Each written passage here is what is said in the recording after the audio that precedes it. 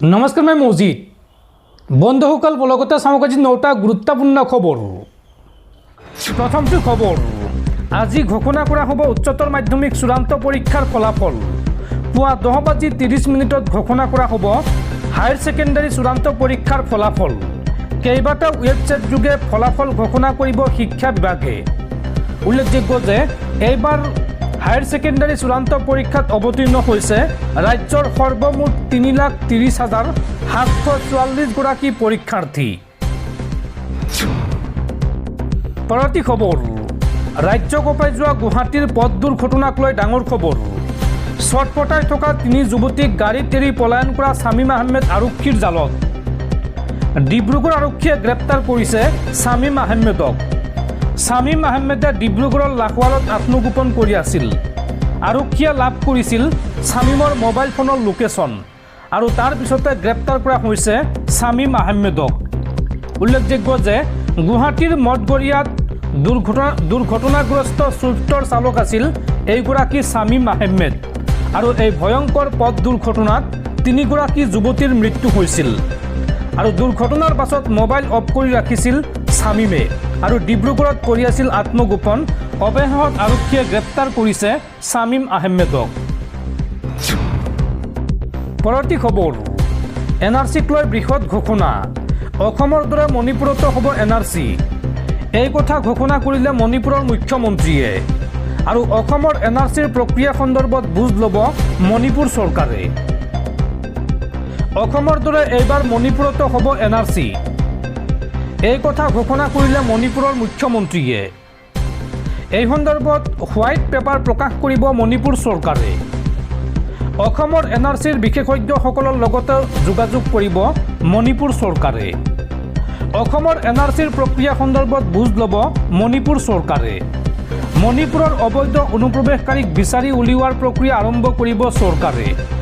মণিপুৰৰ বিভিন্ন লোকৰ সৈতে হোৱা আলোচনাৰ অন্তত মণিপুৰৰ মুখ্যমন্ত্ৰীগৰাকীৰ এই মন্তব্য। উল্লেখযোগ্য যে কুকি আৰু মেইটেই সম্প্ৰদায়ৰ সংঘাতে বিগত 2 বছৰ ধৰি উত্তপ্ত কৰি ৰাখিছিল মণিপুৰ। আৰু তাৰ পিছতে মণিপুৰ চৰকাৰে ঘোষণা কৰিছে যে অসমৰ দৰে এইবাৰ মণিপুৰতো হ'ব NRC। দৰ্শকসকলৰ বহুতো গুৰুত্বপূৰ্ণ খবৰ আছে। তাৰ আগতে আপোনাক জনাওঁ যে যদি আপুনি এতিয়ালৈকে এইটো ভিডিঅ'ত লাইক কৰা নাই তেন্তে এতিয়াই ভিডিঅ'টোত লাইক কৰি দিয়ক। আৰু এনেকুৱা ধৰণৰ ভিডিঅ'সমূহ নিতৌ চাবলৈ চেনেলটো ছাবস্ক্ৰাইব কৰি কাষত থকা বেল আইকনটো প্ৰেছ কৰি ৰাখক। পৰৱৰ্তী খবৰ, অসমত পোৱা গৈছে এবিধ দুৰ্লভ মাছ। গোৱালপাৰাৰ গভীৰ ভূগৰ্ভস্থ পানীত পোৱা গৈছে এই দুৰ্লভ মাছবিধ। চেনকেনবাৰ্গ অসম ডন বস্কো বিশ্ববিদ্যালয় আৰু ধনামজুৰি বিশ্ববিদ্যালয় আদি প্ৰতিষ্ঠানে পাইছে এই মাছবিধ। সামাজিক মাধ্যম যোগে এই তথ্য সদৰি কৰিলে মুখ্যমন্ত্ৰী হিমন্ত বিশ্ব শৰ্মাই। পৰৱৰ্তী খবৰ, ৰাজ্যত পুনৰ লাভ জেহাদৰ ঘটনা। এইবাৰ অনলাইন গেমেৰে হিন্দু যুৱতীক টাৰ্গেট মুছলমান যুৱকৰ। অসমৰ নাবালিকাক লৈ উদাও উত্তৰ প্ৰদেশৰ এইগৰাকী শামছাদ আলমৰ। ফ্ৰী ফায়াৰ গেমৰ জৰিয়তে নাবালিকাক দিছিল প্ৰলোভন। আৰু ঘটনা সন্দৰ্ভত চামগুৰিৰ হালনা আৰক্ষীৰ জালত পৰিছে উত্তৰ প্ৰদেশৰ এইগৰাকী যুৱক শামছাদ আলম। পৰৱৰ্তী খবৰ, গো মাতাক এইবাৰ ৰাষ্ট্ৰমাতাৰ সন্মানৰ দাবী সনাতন সমাজৰ।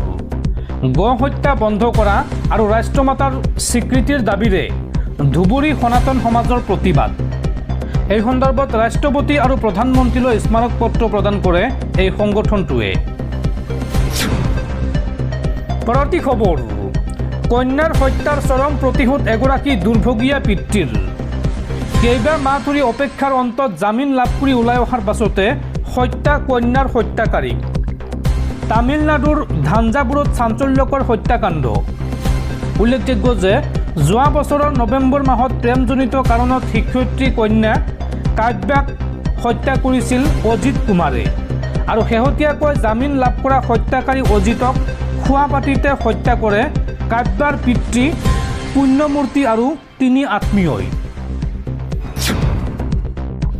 পৰৱৰ্তী খবৰ, ভিক্টৰ দাসক 14 দিনৰ ন্যায়িক জিম্মালৈ প্ৰেৰণ আদালতৰ। সোমবাৰে কামৰূপ মুখ্য ন্যায়িক দণ্ডাধীশৰ আদালতত হাজিৰ কৰা হৈছিল ভিক্টৰক।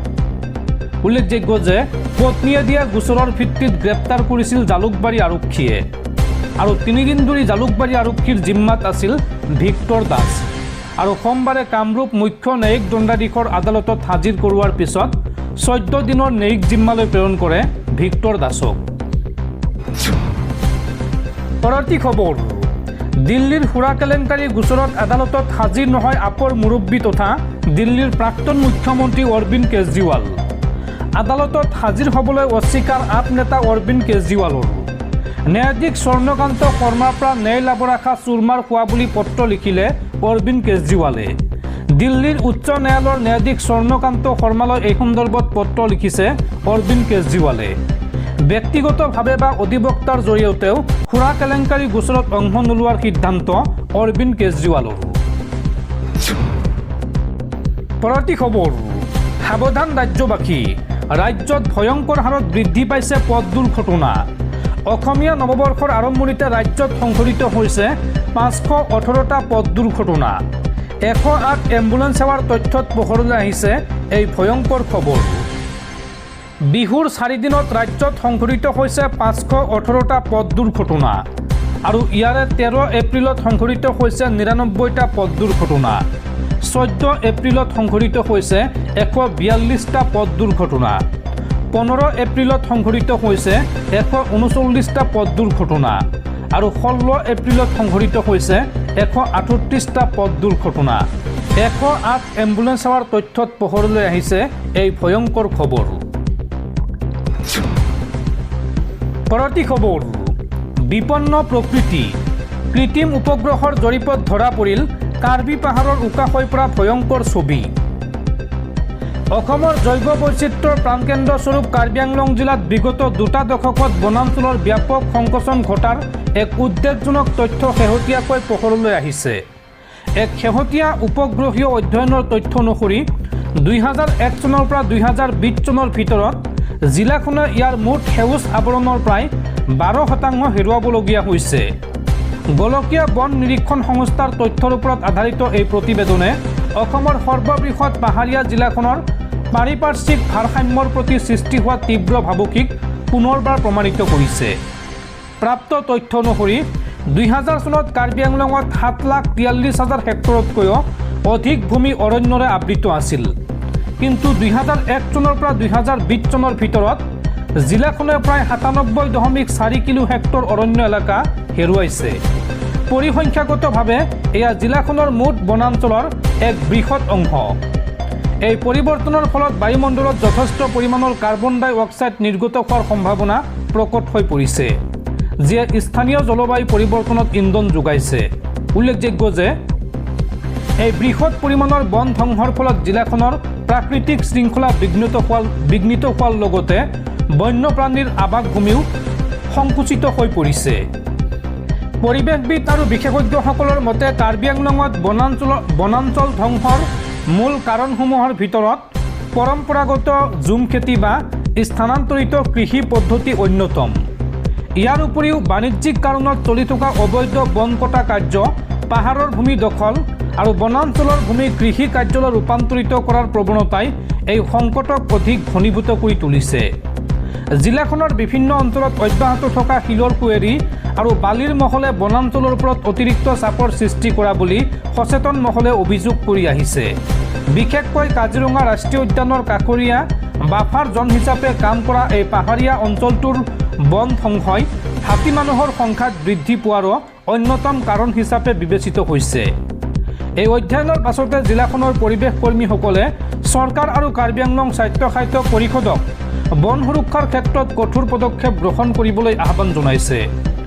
বনাঞ্চলৰ এই দ্ৰুত বিলুপ্তিক লৈ বিশেষজ্ঞসকলে গভীৰ উদ্বেগ প্ৰকাশ কৰি কয় যে যদিহে অতি শীঘ্ৰে বৃক্ষৰোপণ আৰু বনাঞ্চল পুনৰুদ্ধাৰৰ কাৰ্যকৰী ব্যৱস্থা গ্ৰহণ কৰা নহয়, তেন্তে অনাগত দিনত জিলাখনে তীব্ৰ পানীৰ নাটনি আৰু ভূমিস্খলনৰ দৰে প্ৰাকৃতিক দুৰ্যোগৰ সন্মুখীন হ'ব লাগিব।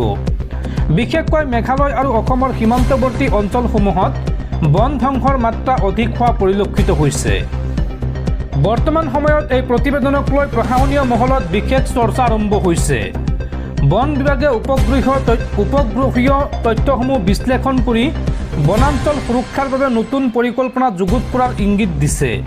ইয়াৰ সমান্তৰালভাৱে স্থানীয় জনসাধাৰণৰ মাজত পৰিৱেশ সজাগতা বৃদ্ধি কৰাৰ লগতে জুম খেতিৰ বিকল্প বৈজ্ঞানিক কৃষি পদ্ধতিৰ ওপৰত গুৰুত্ব আৰোপ কৰাৰ প্ৰয়োজনীয়তাও সমাজৰ বিভিন্ন স্তৰত অনুভৱ কৰা হৈছে।